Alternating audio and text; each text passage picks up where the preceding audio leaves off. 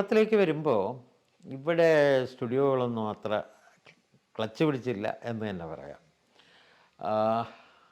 ആദ്യത്തെ സ്റ്റുഡിയോ ഇപ്പോൾ നിശബ്ദ സിനിമ എടുത്ത സ്റ്റുഡിയോകൾ തന്നെയുണ്ട്. ജെ.സി. ഡാനിയലിൻ്റെ ആയാലും പിന്നെ രാജേശ്വരി പിക്ചേഴ്സ് എന്ന് പറഞ്ഞ് സുന്ദർരാജ് തുടങ്ങിയ ഇവർക്കൊന്നും ഒരു പടത്തിൽ കൂടുതൽ പോകാൻ പറ്റിയില്ല.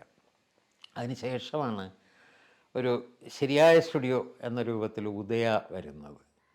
അതിൻ്റെ തൊട്ടടുത്ത് തന്നെ ഉദയ വന്ന ഒരു 2-3 വർഷത്തിനുള്ളിൽ തന്നെ മെരിലാൻഡ് സ്റ്റുഡിയോ വന്നു.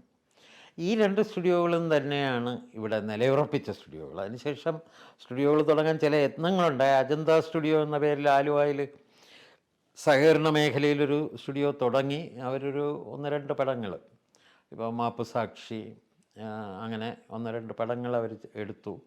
അതിനപ്പുറം അത് പോയില്ല.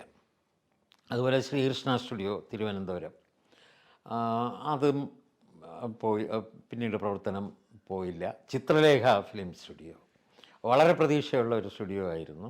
നമ്മുടെ സർക്കാർ തലത്തിൽ ചിത്രാഞ്ജലി തുടങ്ങുന്നതിന് മുമ്പ് ഈ ചിത്രലേഖ വളരെ വിജയകരമായി വരും സഹകരണാടിസ്ഥാനത്തിൽ എന്നൊക്കെ വിചാരിച്ചിരുന്നു.